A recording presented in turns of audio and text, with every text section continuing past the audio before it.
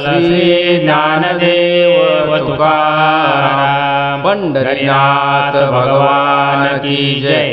माऊली ज्ञानेश्वर महाराज की जय। जगद्गुरु संत तुकाराम महाराज की जय। हर हर महादेव। बोलो सब संतन की जय। अपने अपने माता पिता की जय। नाम संकीर्तन वैष्णवाची जोडी पापे अनंत गोडी गेली त्याचे। पापे अनंत गोडी गेले त्याचे। पापे अनंत कोटी गेली त्याचे। नाम संकीर्तन वैष्णवाची जोडी पापे अनंत कोटी।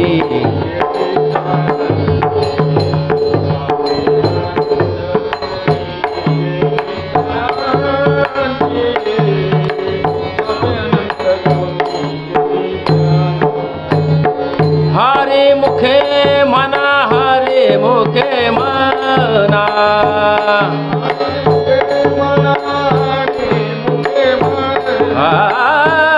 हरे मुखे मना हरे मुखे मना।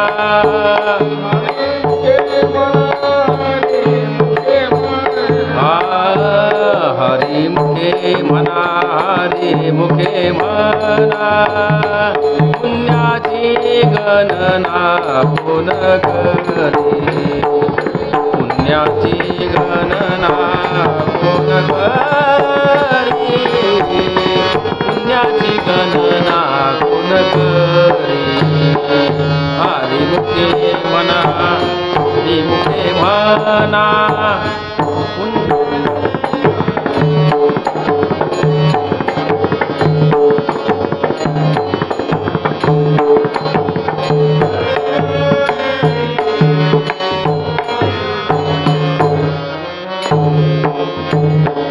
अनंत जन्मीचे तप एक नाम। सर्व मार्ग सुगम हरी पाठ। सर्व मार्ग सुगम हरी पाठ। सर्व मार्ग सुगम हरी पाठ। अनंत जन्मीचे तप एक नाम।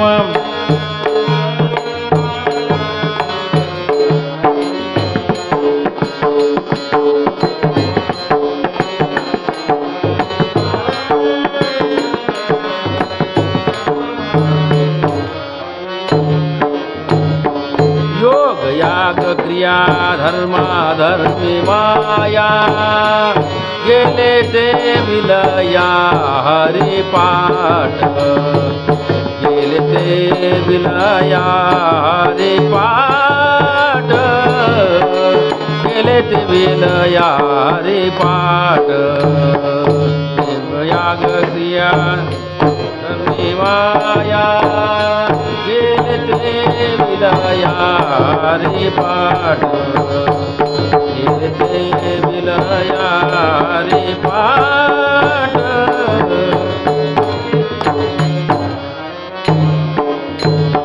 ज्ञानदेव यज्ञ याग क्रिया धर्म।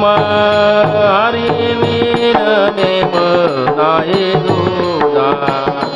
हरी वीण नेम नाये दूजा। हरी वीण नेम नाये दूजा। हरी मुखे मना हरी मुखे मना।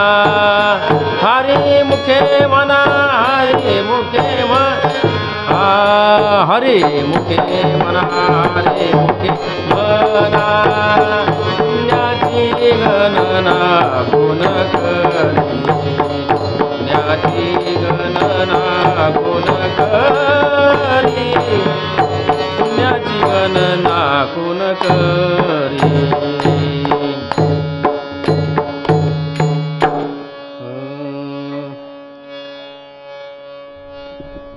आज या ठिकाणी कानिपनाथ मंदिर यांच्या प्रांगणामध्ये सुरू असलेली हरिपाठ प्रवचन मालिका, या मालिकेमध्ये माऊलींचा हरिपाठ या सदरातील अभंग क्रमांक 19 हा प्रवचनरूपी सेवेकरता घेतलेला असून थोडासा पर्याय देणे अगत्याचे आहे. या ठिकाणी गेली 3-4 महिन्यापासून सुरू असलेली प्रवचन मालिका, पूर्वी ज्ञानेश्वरवरती प्रवचन मालिका झाली. आता माऊलींचा हरिपाठ या सदरातील प्रवचन मालिका सुरू असून त्या प्रवचन मालिकेत मला प्रवचनाची संधी दिली त्याबद्दल कानिफनाथ मंदिर कमिटीचे मी आभार मानतो. आणि माझ्या प्रवचनास सुरुवात करतो. महायोगपीठे तटे भीमरत्यां परम पुंडलिकाय दातु मुनीन्द्रं समागतरिष्टन्तमानन्दकर्दं परब्रह्मलिङ्गं भजे पाण्डुरङ्गम्. अलङ्कापुरी रम्य सिंहासनस्थं पदाम्भोज तेजस्पृदीक्षं विधीन्द्रादिदेवो सदा सूयमानं समाधिसमूर्ति भजे ज्ञानदेवम्. सच्चिदानन्दरूपाय विश्वोत्पादिहेतवे तापत्राय विनाशाय श्रीकृष्णं वयं नमः. ब्रह्मानन्दं परमसुखदं केवलं ज्ञानमूर्ति द्वैन्दादिकगगनसदृशं तत्त्वमस्यदिलक्षं एकनित्यविमलमचलं सर्वधी साक्ष्यभूतं भवातीतत्रिगुणरहितं सद्गुरुं तं नमामि. सद्गुरुं तं नमामि. वसुदेवसुतं देवं कंसचानुमर्दनं देवकी परमानन्दं कृष्णं वन्दे जगद्गुरु. सर्वमङ्गलमाङ्गल्ये शिवसर्वार्थसाधिके शरण्ये त्र्यम्बके गौरी नारायणे नमस्तुते. कैलासराना शिवचंद्रमौळी फणींद्रमाता मुकुटी दळाळी कारण्य सिंधू दुःखहारी तुझवीन शंभो मज कोण तारी. ओम त्र्यंबके यजामहे सुगंधित पुष्टिवर्धनम् उर्वारिकमेव वंदनात् मृत्युमुक्षीमामृतात्.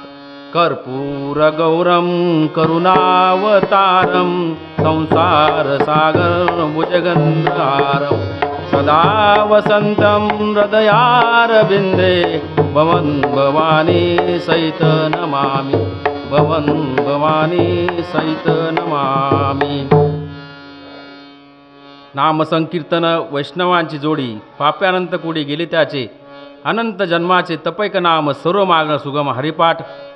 योगयाग क्रिया धर्माधर्म वाया गेले ते विलय हरिपाठ.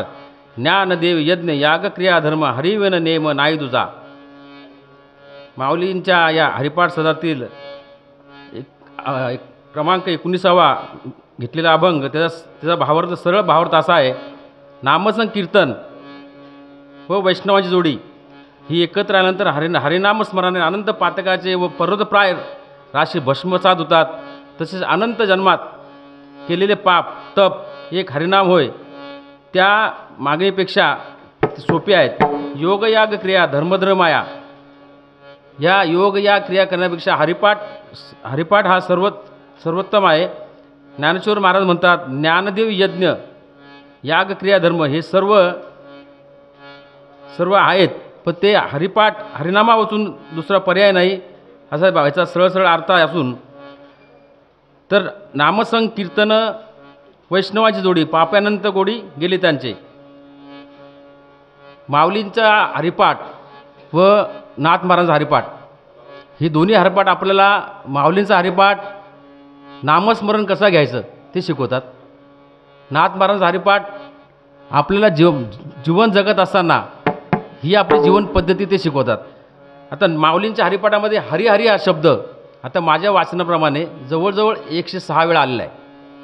माऊलींच्या हरिपाठात हरिमुखे म्हणा पुण्याची गणना कोण करी. म्हणजे नुसतं हरी हरी नामस्मरण केलं तर त्याची पुण्याची गणना कोणी करू शकत नाही. आणि नाथ महाराज त्यांच्या हरिपाठात सांगतात हरिमुखे गाता हरपली चिंता. म्हणजे नुसतं मुखाने हरी हरी हा शब्द जरी उच्चारला तर त्याला काहीच चिंता करण्याचं कारण नाही. त्या नामागोदर जन्म घेणे म्हणजे हा 84 लक्ष योनीचा फेरा त्याला चुकेल असे सांगतात. माऊलींच्या हरिपाठात जवळजवळ 106 वेळा हरिशब्द आलेला आहे. व नाथ महाराजांच्या हरिपाठामध्ये जवळजवळ 105 वेळा हरी हा शब्द आलेला आहे. तर नामसंकीर्तन वैष्णवाची जोडी, पापे अनंत कुठे गेली त्याचे. नामसंकीर्तन म्हणजे काय? नाम साधना, धर्म अर्थ काम मोक्ष हे चारही पुरुषार्थ प्राप्त होतात. बरं, वैष्णव म्हणजे काय? वैष्णवचे बाह्य लक्षणं काय?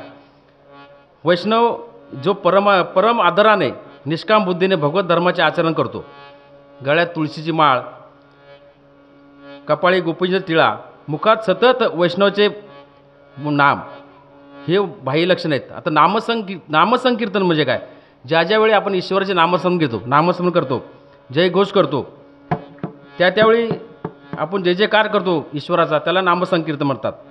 असे नामसंकीर्तन व वैष्णवाची जोडी एकत्र आल्यानंतर काय होतं? अनंत कोटी पापे नाहीसे होतात. वास्तविक पाहता मनुष्य आपण ज्यावेळेस जन्माला येतो, जन्माच्या वेळेत माणसाला फार दुःख असतात. काय सांगू गर्भीची यातना, मज भोगी तू नारायणा, वास मळ मूत्र जाना, गुज क्षणोक्षणाध्यात से माझे स्वहित नेन ते कोणी, माझे स्वहित नेन ते कोणी. माणूस जन्मापूर्वी जो गर्भात असतो, त्या गर्भात 9 मास फार दुःख भोगावं लागतं. तेव्हाच गर्भामध्ये असताना मनुष्य देवाला सारखं प्रार्थना करतो, मला या दुःखातून एक वेळा वेगळं कर, मी त्या याच्यातून बाहेर आल्यानंतर मी तुझं सतत नामस्मरण करेन, सतत नामस्मरण करेन.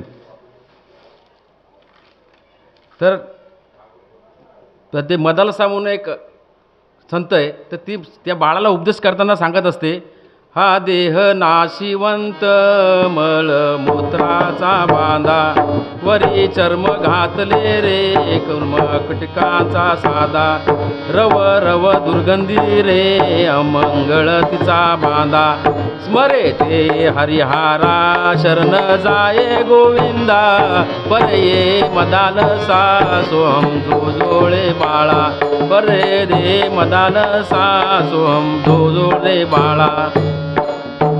म्हणजे ती आपल्या बाळाला झोपाळा देत असताना ती ही उपदेश करते की हा देह नाशिवंत आहे, त्याच्यावरती फक्त कर्म आपल्या ही चामडी ह्याचं आवरण आहे. आतमध्ये गर्भात असताना रवरव दुर्गंधी, म्हणजे त्यात आतमध्ये मांस मूत्र सगळं त्याच्यामध्ये असतं. पण तू बाहेर आल्यानंतर काय स्मरण कर, गोविंदाला शरण जा, अशी ती उपदेश करते. परंतु वास्तविक मनुष्य जन्माला आल्यानंतर काय करतो? देवाला केलेली विनंती विसरतो.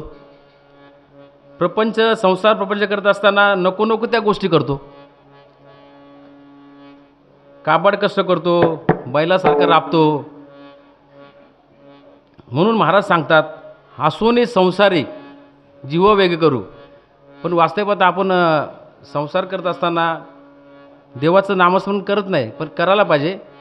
तरी नामदेव महाराज त्यांच्या काकड्याच्या आबावून सांगतात, धनदारा धनदारा पुत्र जन बंधू सोय रे पिशून, सर्व मिथ्या हे जाणून, शरण रिघा देवासी.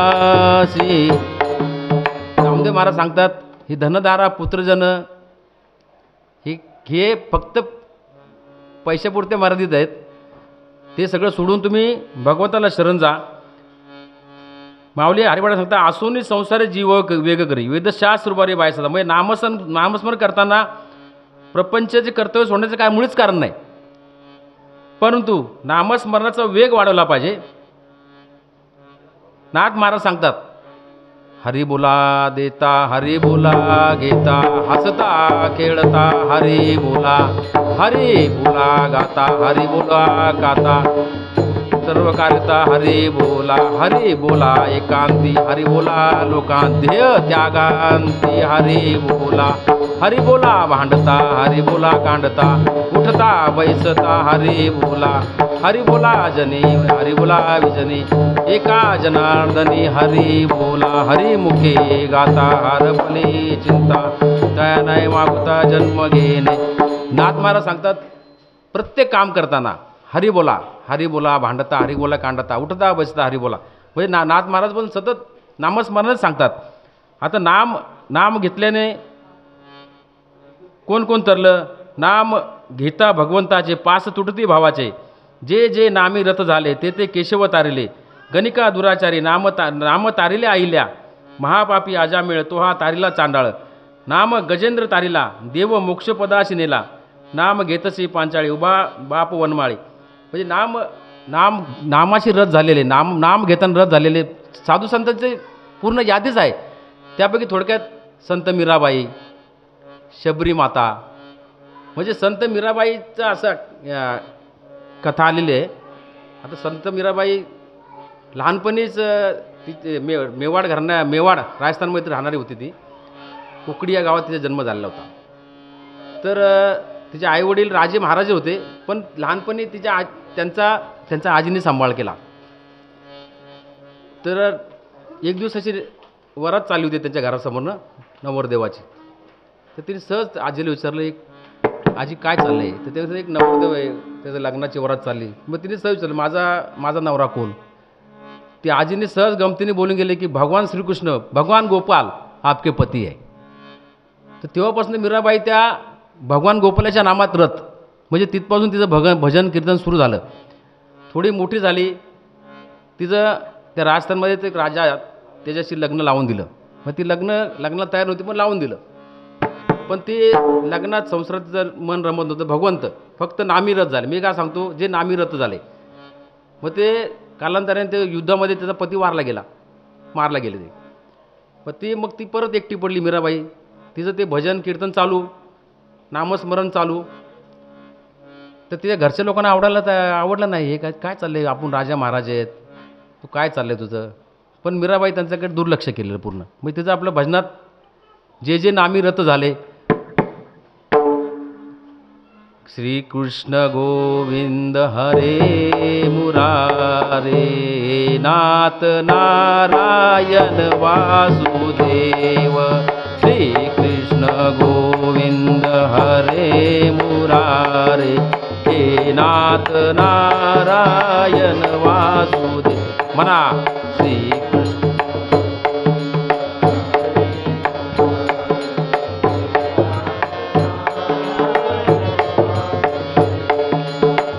कृष्ण गोविंद हरे मुरारे हे नाथ नारायण वासु. मग ती नामात रत राहिली. तर घरच्या स्त्रिया त्रास देऊ लागल्या, तू कुलनाशिनी असे कुठं आहे, तू हे कर.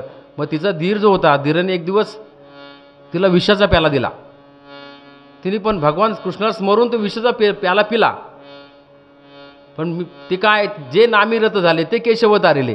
तो विषाचा प्याला भगवान श्रीकृष्णने पिऊन टाकला. त्यातून पण ते वाचली.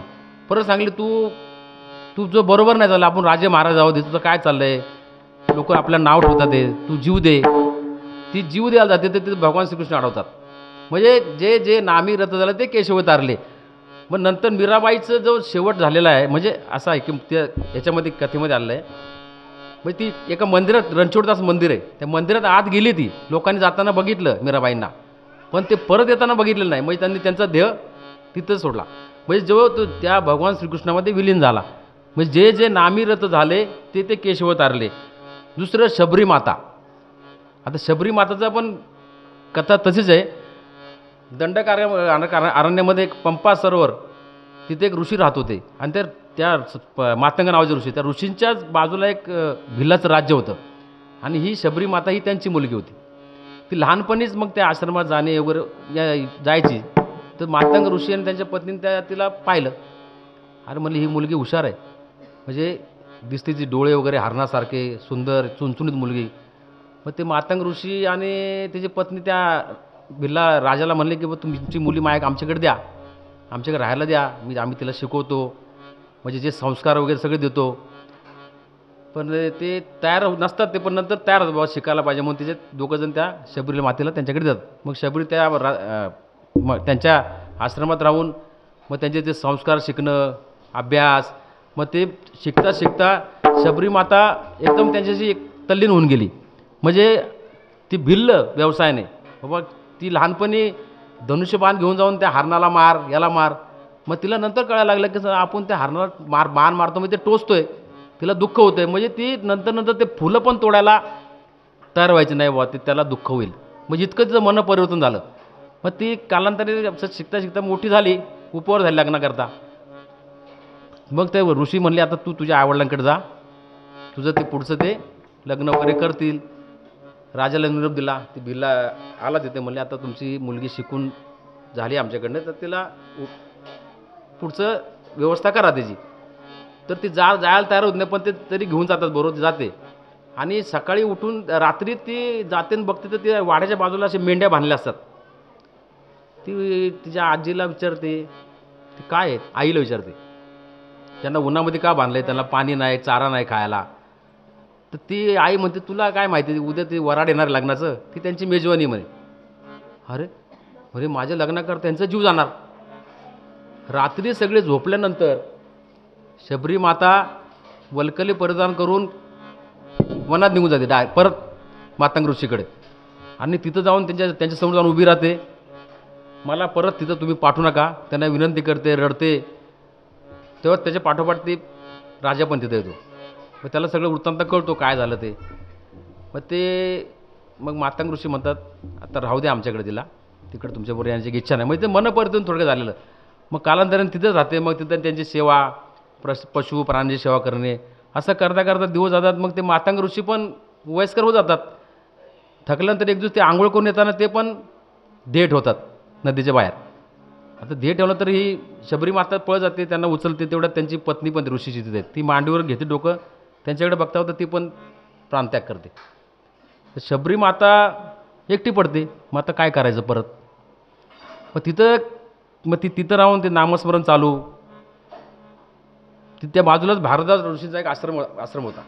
तर ते मग ते आश्रमात जाणं होतं. मग भारद्वाज ऋषी तिला सांगते एक दिवस की बा राम असे प्रभू रामचंद्र वनवासात आले, ते आपल्याला या ठिकाणी तुला भेट देणार. मग त्यानंतर ते तिचा ध्यास सुरू झाला रामाचा, की बा प्रभू रामचंद्र माझ्याकडे कधी येतील, मला कधी भेटतील, असा ध्यास चालू झाला. म्हणजे ते नामस्मरण, थोडक्यात नामस्मरण चालू झालं ना. असं करता करता एक दिवस प्रभू रामचंद्र तिथे येतात. तोपर्यंत ही शबरी माता पूर्ण वयस्कर झाली असती, थकली असती. प्रभू रामचंद्रांना खाण्यासाठी ती बोरं आणून ठेवत असते रोज, बोरं फळं. पण ती बोरं फळं ती खराब लागू नये म्हणून ती स्वतः चाकून तिथं ठेवायची. प्रभू रामचंद्र, तिला विश्वास बसत होते प्रभू रामचंद्र आहेत का नाहीत. ते सांगता मी प्रभू रामचंद्रच आहेत. मग शबरी माता तिच्या पायावरती दर्शन ठेवून त्याचं देह तिथं ठेवलं आहे त्यांनी त्यांच्यात. म्हणजे थोडक्यात ते त्याच्यात विलीन झाली प्रभू. म्हणजे ते जे नामी रथ झाले ते केशवी तारले. बाकी गणिका यांची कथा आपल्याला माहिती आहे. आता नामित रथ झालेले म्हणजे थोडक्यात म्हणजे कथा आहे वाल्मिक ऋषींची. तिथं आपल्याला सगळ्यांना माहिती आहे. वाल्यकोळी हा दरोडेखोर होता. वाल्यकोळी राम राम मरा मरा म्हणता, तो राम जप करता करता तो वाल्मिक ऋषी झाले. एवढे मोठे झाले. कोळियाची कीर्ती वाढली गहन, केले रामायण रामाधी, केले रामायण रामाधी, केले रामायण रामाधी. कोळियाची कीर्ती वाढली गहन, केले रामायण रामाधी, केले रामायण रामाधी, केले रामायण म्हणजे वाल्मिक ऋषीच्या नामाची ताकद एवढी वाढली. त्यांनी जे रामायण लिहिलं ते रामायण प्रभू रामाच्या जन्माच्या आधीचं रामायण लिहिलं. ते रामायण जसं लिहिलं त्या पद्धतीने प्रभू रामचंद्र वागावं लागलं आणि तसं ते वागले. म्हणजे ही नामाची ताकद आहे. दुसरे भक्त प्रल्हाद तर ते सतत नामस्मरण, नारायण नारायण श्रीमन्नारायण नारायण नारायण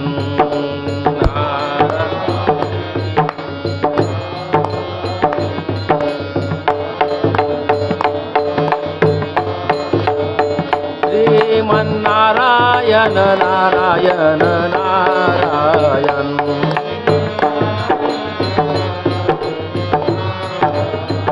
भज नारायण नारायण नारायण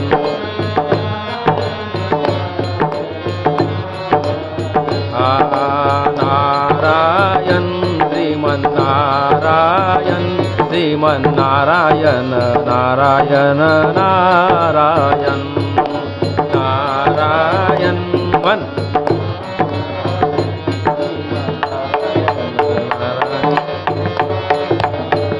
श्रीमन्नारायण नारायण नारायण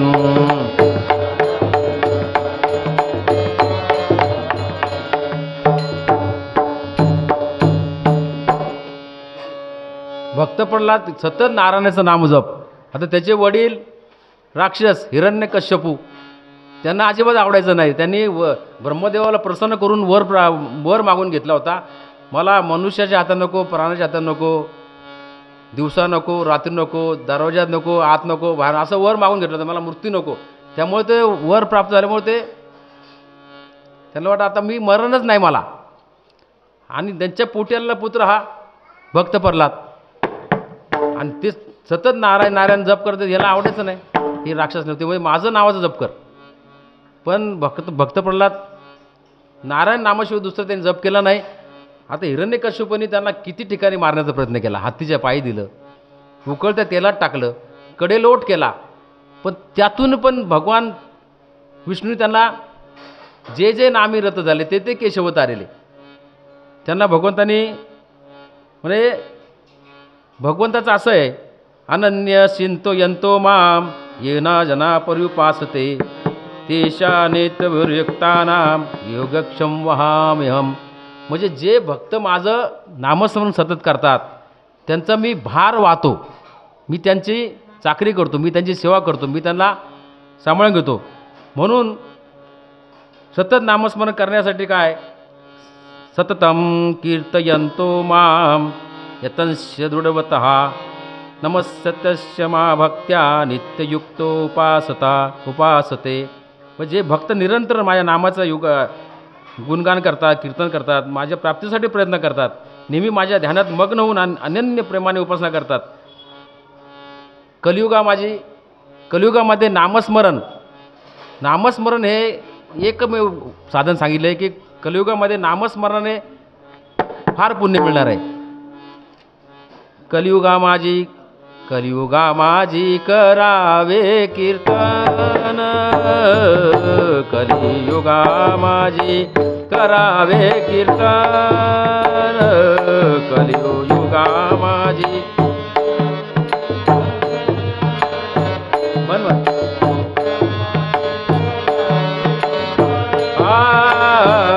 कलियुगा माझी करावे कीर्तन, कलियुगा माझी करावे कीर्तन, कलियुगा माझी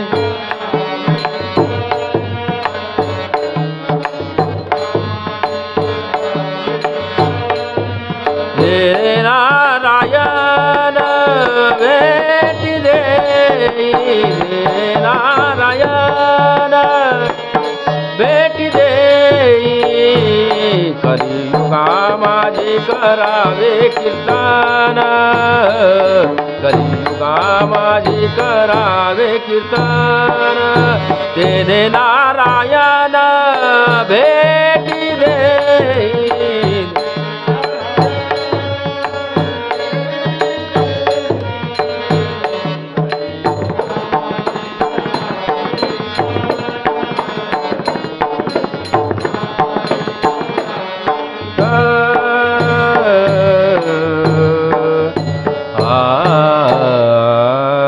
तरी कीर्तनाचे नटनाचे नाशिले व्यवसाय प्रातिजाचे, जे नामच नाही पापाचे आयशे केले. म्हणजे सतत कीर्तन, सतत नामस्मरणाने सतत सर्व पापे नष्ट होतात. भगवंत सांगतात, ऐसे माझी नाम घोषे, नाहीच करती विश्वाची दुःखी, अवघे जगाची महासुखे दुमदुमीत भरले. म्हणजे सतत माझे नामस्मरण करणारे जे असतात, मी त्यांचे अख्खे विश्वाचे दुःख नाहीसे करतो. तर भगवान सांगतात, जयाची वाचे पुढे भोजे, नाम नाचत असे जे जन्म सहज ओझे, एक वेळा यावया. म्हणजे माझं नाव वाचेवर येण्यासाठी अनेक जन्माचे सुकृत लागतात. बहुत सुकृताची जोडी, अनेक जन्माचे सुकृती पदरी. अनेक जन्माचे सुकृते पदरी, अनेक जन्माचे सुकृते पदरी. म्हणा, अनेक जन्माचे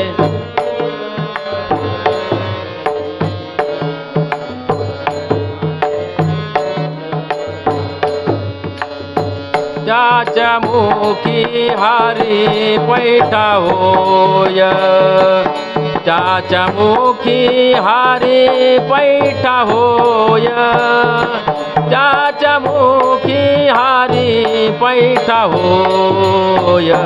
हरी मुखे गाता हरपली चिंता, हरी मुखे गाता हरपली चिंता, हरि मुखे गाता हरपली चिंता, हरि मुखे गाता हरपली चिंता. त्याच्या मुखी हरी पैठा होय, त्याच्या मुखी हरी पैठा होय, त्याच्या मुखी हरी पैठा होय. हरि मुखे गाता हरपली चिंता, हरि मुखे गाता हरपली चिंता, हरि मुखे गाता हरपली चिंता, हरि मुखे गाता हरपली चिंता. बहुत सुकृताची जोडी, म्हणून विठ्ठल आवडी. अनेक सुकृते पद, अनेक जन्माचे सुकृते, अनेक जन्माचे सुकृते पदरी, त्याच्या मुखी हरी पैठा होय. म्हणजे अनेक जन्माचे सुकृती असतात, त्याच्या हरिमुखी पैठा होतो. इतर लोकांचे बसत नाही. का बरं सगळे येत नाही कोणी इथं कार्यक्रमाला, प्रवचनाला? ज्याच्या भाग्यात आहे तोच माणूस इथं बसतो ना. ज्याच्या नशिबात आहे ना, तो माणूस कुठून गेला तर तो येऊन बसणारच इथे. दुसरं,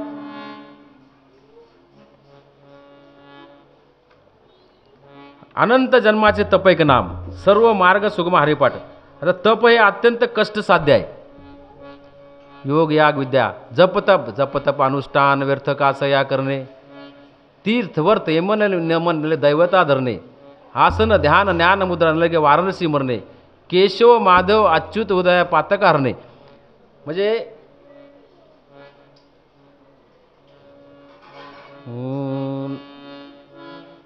नामदेव महाराज अभंग आहे ना, वारे महाराज, नाथ महाराज, हां, नाथ महाराज त्यांच्या काकड्याचा अभंग, वासुदेव आंधळे पांगळ्याचा अभंग आहे. त्यामध्ये जप तप अनुष्ठान, बरोबर ना, व्यर्थ कासया करणे, म्हणजे जप तप अनुष्ठान, तीर्थवर्त यम नेम याची काही गरज नाही जाण्याची. फक्त केशव माधव अच्युत, फक्त नामस्मरण करा. नाम हे सुगम आहे. कर्म उपासना ज्ञान हे तीन मार्ग विलंबाने व कष्टाने भगवत प्राप्ती देणार आहेत. तर हरिपाठ म्हणजे नामस्मरण हा तात्काळ व सुलभतेने भगवत प्राप्ती करून देणारा मार्ग आहे. हरिपाठ नामस्मरण कर्माच्या योगाने लवकर चित्तशुद्धी होत नाही, पण नामस्मरणाचा आरंभ केल्याबरोबर, म्हणजे राम कृष्ण हरी, राम कृष्ण हरी, राम नाम जप सुरू केल्यापासूनच चित्तशुद्धीला प्रारंभ होते. तसं आपला आतूनच तयार होतं, भाव तयार होतो. आता कृत्यायोगात ध्यानाने, त्रेतायुगात यज्ञ करून, द्वापार युगात पूजा करून, ही तिन्ही साधने कष्टप्रद आहेत. जे फळ मिळते ते कर्मयुगात केवळ नामसंकीर्तन, कलियुगामध्ये फक्त नामस्मरणाने फळ मिळते. तसेच योग याग क्रिया धर्मधर्माया गेले ते विलय हरिपाठ, म्हणजे योग याग इतर क्रियाने लवकर साध्य होत नाही. गेले ते विलय हरिपाठ. म्हणजे हरिपाठ हा सोपा माऊलीने सांगितला आहे. केवळ नामस्मरणाने मिळणे सुख आहे, अविनाश अनंत पटीने सुख देणार आहे. तर तसेच ज्ञानदेव ज्ञानदेव महाराज सांगतात, ज्ञानदेव यज्ञ याग क्रिया धर्म हरिविन नेम नाही तुझा. ज्ञानेश्वर माऊली म्हणतात, नाम हाच माझा यज्ञ आहे. नामामुळे मला योगाची सिद्धी मिळते, नामस्मरणाने धर्म घडतो. मला हरिनामा वाचून दुसरे कशाची गरज नाही, कारण की सर्व मार्ग सुगम, सर्व धर्म हरिपाठ आहे. ह्या घेतल्यानेच सिद्धी होते. हरिमुखे म्हणा पुण्याची गणना कोण करी. असो, आज थोडं मकर संक्रांती आहे, ते सांगायचं राहून गेलं मला. तर मकर संक्रांतीच्या मी आपल्याला सर्वांना खूप खूप शुभेच्छा देतो. मकर संक्रांतीचा पौराणिक महत्त्व असं आहे. आता मकर संक्रांती हा एक हिंदू सण आहे. विशेष सण हा भारतात नेपाळमध्ये साजरा केला जातो. हिंदू पौराणिक मान्यतेनुसार सूर्यदेव आपल्या पुत्र शनिदेव यांना भेटायला जातात. त्यामुळे शनिदेव हे मकर राशीचे प्रतीक मानले जातात. आई, वडील आणि मुलगा यांच्यात किती मतभेद असू नये, यांच्यातील एक सकारात्मक बंध लक्षात ठेवण्यासाठी मकर संक्रांतीला महत्त्व आहे. तसेच महाभारतामध्ये भीष्म पित्याने धन त्याग करण्यासाठी या दिवशीची निवड केली होती. या दिवशी दानाला फार महत्त्व आहे. मकर संक्रांत सण हा उत्तरायणमध्ये येतो. अधिक प्रकाश, उष्णता याचा लाभ होतो. संक्रांती पर्व काळात स्नान, दान, धर्म आदी पुण्य असे कृत्य होते. ती भगवान सूर्यनारायणाला प्राप्त होते, अशी कथा आहे. तसेच तुकाराम महाराज सांगतात,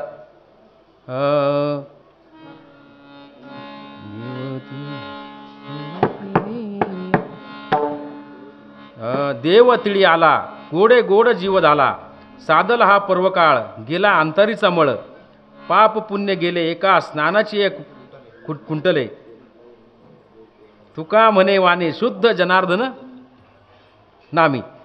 महाराज म्हणतात, आज मकर संक्रांतीचा दिवस आहे. या पर्वकाळ देव तिळात आला आहे आणि जीवाचे जे मूळ स्वरूप आहे त्या गोडूमध्ये गोडी मिसळलेली आहे. गेल्यामुळे जीव अधिक तृप्त झाला आहे. अशा प्रकारे मी आजचा पर्वकाळ साधून घेतला आहे. त्या निमित्ताने आपल्या अंतःकरणातील सर्व काम क्रोधरूपी मळ गेला असून ज्ञानरूपी शुद्ध जलाने एकदा स्नान केले आहे व सर्व पाप पुण्य नाहीसे झालेले आहे, असे तुकाराम महाराज सांगितले. तरी परत एकदा तुम्हाला मकर संक्रांतीच्या शुभेच्छा देतो. तसेच माऊलीचा हरिपाठ आणि नाथ महाराज हरिपाठ हा कसा आहे तुम्हाला एक थोडक्यात सांगतो. आता माऊली हरिपाठात सांगतात, देवाचे द्वारी उभा क्षण बरी. म्हणजे देवाच्या द्वारी उभे जर राहिले तर तेने मुक्तीचारी साधेल्या, पर आसुनी संसारी जीव वे करू, वेदशास्त्र उभारे बाय सदा. म्हणजे संसारात असताना तुम्ही देवाचं सतत नामस्मरण करायला पाहिजे, सतत नाम घ्यायला पाहिजे. संसार सोडण्याची गरज नाही. पण ज्ञानदेव म्हणे व्यासाची आहे कोणा, द्वारकेचा राणा पांडवागिरी. म्हणजे पांडवाने भगवान श्रीकृष्ण सतत नामस्मरण केलं, म्हणजे पांडवाचा राणा म्हणजे भगवान श्रीकृष्ण सतत त्यांच्या घरी राबत होते. त्यांनी पूर्ण मदत केली. तसंच सायसकर्षी प्रपंच दिनशी, म्हणजे सायसकर्षी म्हणजे आपण प्रपंचात किती तडफडतो, दिवस रात्र, सकाळी उठून शाळा, पोलिसात नोकरी, दुसरं उद्योग नाही. तिथं मी तर म्हणतो महाराज, हे प्रवचन करणं आणि कीर्तन करणं हा फार अवघड विषय आहे. वारे महाराज म्हणजे ह्याचा अभ्यास केलं तर आपण करू शकतो. आता महाराजांनी हा उपक्रम चालू केला त्यावेळी तर अभ्यास सुरू झाला, नाही तर हे काय बोलण्याचं भाग्य आपल्याला नाही बोलू शकत महाराज. असं आपण कितीही बोलू शकतो बाहेर, पण ह्या व्यासपीठावर बसून बोलणं कठीण. इथं वर बसून ना, तिथं खाली बसून बोलू शकतो, इथं वर बसून नाही बोलू शकत. आणि त्यात हे म्हणजे ते शब्द फुटायला पाहिजे परत लवकर. विषय फार अवघड आहे, पण केल्याने होत आहे. हा उपक्रम चांगला आहे, ह्याच्यात नवीन प्रवचनकार तयार होतील. आता मला आपण पूर्ण खात्री पटलेली आहे की मी पण प्रवचन पुढे करू शकेल चांगल्या प्रकारे. मग पण त्यासाठी सततम कीर्तयंतो मान, सतत अभ्यास करत राहायला पाहिजे. म्हणजे सायासकर्षी प्रपंच हर्षण भशी कौन गुणे. म्हणजे तुम्ही सतत त्या प्रपंचाला बैलासारखे राबता, हरिशी भजीशी कौन गुणे. देवाला तुम्ही भजत नाही, पण त्यांनी संसारातून भजायला पाहिजे. दुसरं, सतत नामस्मरण केल्याने काय होतं, पर्वताप्रमाणे पातक करणे. म्हणजे पर्वताप्रमाणे जेवढे पातक करता तुम्ही, वजलं पोहणे अभक्ताशी नाही जाशी भक्तिपद हरिशिन भजसे दैवत. आता अनंत वाचाळ बरळते बरळ तया कसा दयाळ, म्हणजे अनंत वाचाळ मी पाठ्यामध्ये मागच्या प्रवचनात कथा सांगितली आपल्याला. तर ते अनंत वाचाळ म्हणजे फालतू बडबड न करण्यात देवाचं नामस्मरण करा असं सांगतात. दुसरं, आता संतांच्या संगती मनोमार्ग येते 11 श्रीपद यांनी पण ते, म्हणजे संतांच्या संगतीने थोर लाभ होतो. म्हणजे संतांच्या संगती मनोमार्ग येते. दुसरं, एक तत्व नाम साधित साधन द्वैताचे बंधन न बांधायचे. दुसरं, विष्णूने जपवर त्याचे नाम रामकृष्ण मन नाही ज्याचे उपजोनी करंटा नेने अद्वैत रामकृष्ण पैठा कैसा होय ज्ञानदेव म्हणे सगुण ध्यान नाम पाठ मौन प्रपंचाचे.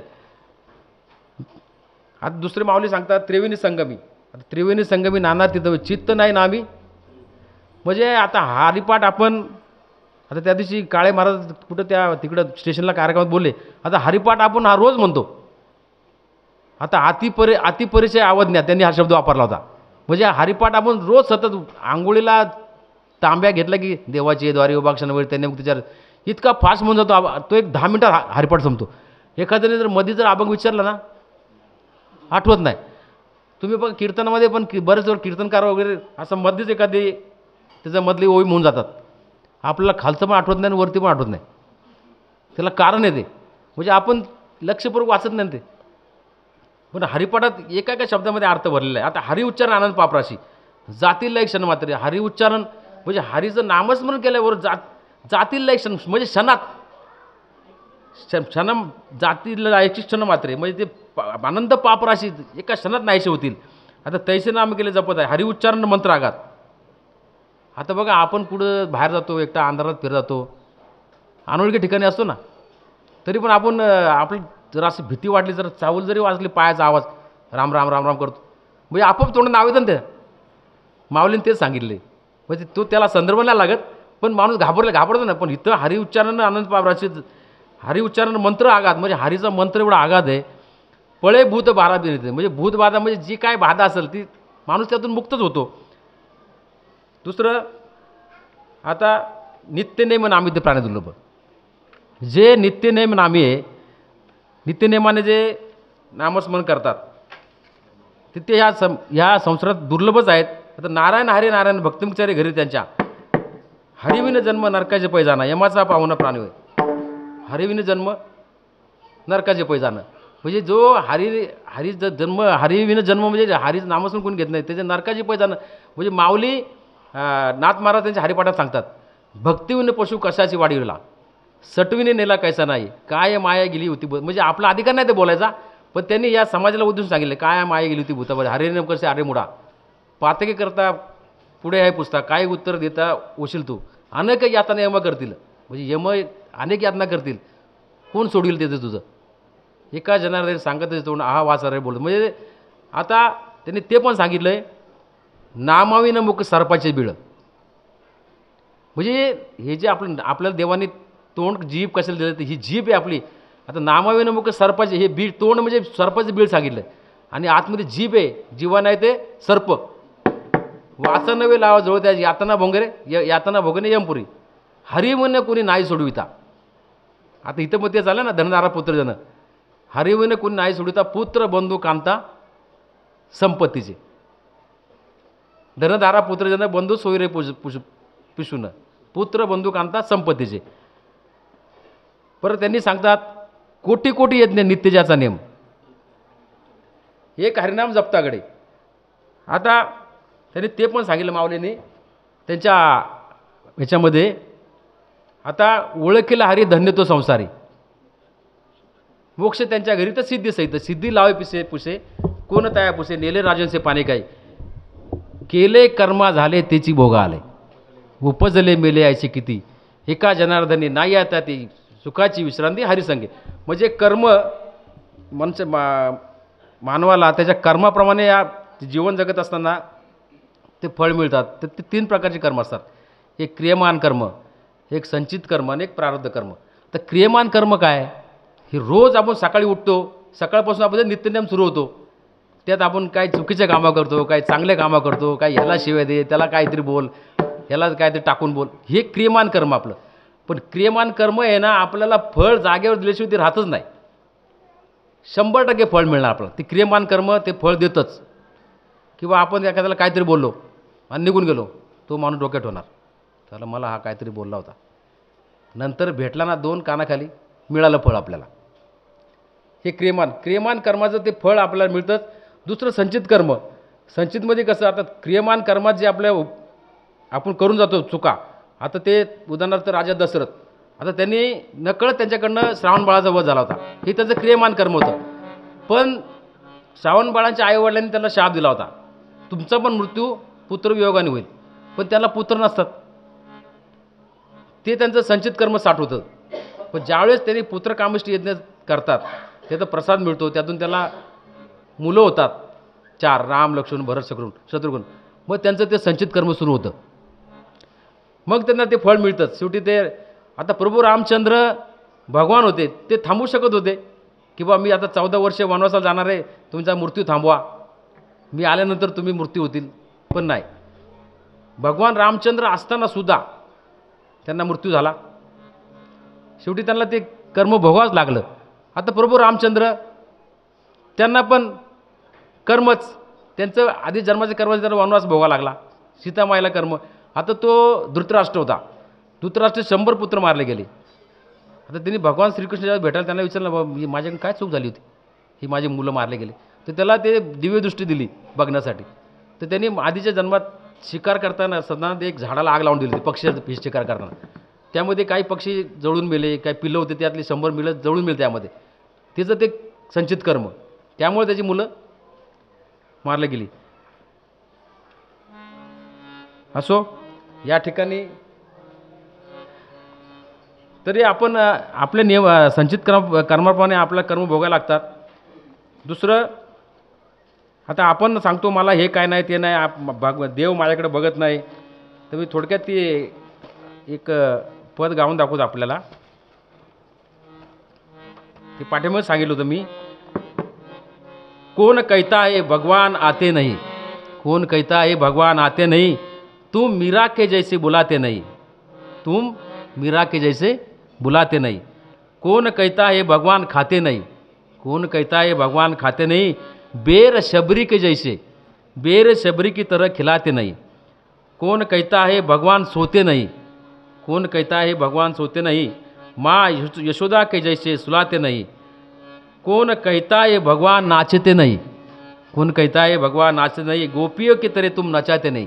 म्हणजे आपण म्हणतो ना, देवानी मला काय दिलंय, माझं देवानी माझ्याकडे काही बघितलंच नाही.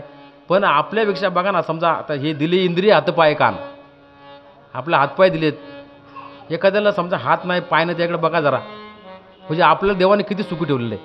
आपण फक्त त्या माणसाची प्रॉपर्टीची मालमत्ती तुलना करतो, त्याच्याकडे एवढं माझ्याकडे काय नाही. ते कर्माप्रमाणे सगळं दिलं असतं.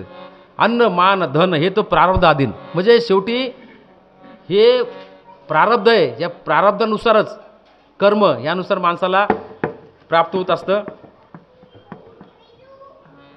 तरी आज या ठिकाणी माऊलींच्या हरिपाठावरती मी जसा अभ्यास केला त्याप्रमाणे मी बोलण्याचा प्रयत्न केलेला आहे. तरी माझ्याकडनं काय चुकले असेल ते मला परत द्या.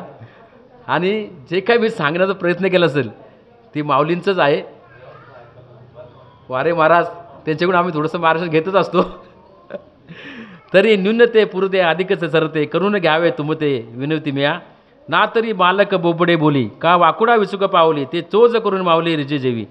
पुंडलिका वरदे हरिठ्ठल श्री ज्ञानदेव तुकाराम, पंढरीनाथ भगवान की जय. जगत गणेश्वर महाराज की जय. जगद्गुरु तुकाराम महाराज की जय. विठ्ठल विठ्ठल विठ्ठल विठ्ठल येणे वाग्यज्ञ तोषावे, तोषोनी मज द्यावे पसाय दान. जे खळाची व्यंकटे सांडो, त्या सत्कृती वाढो. भूता परस्परे पडो, मैत्री जीवांचे दुरितांचे ते मीर जावो.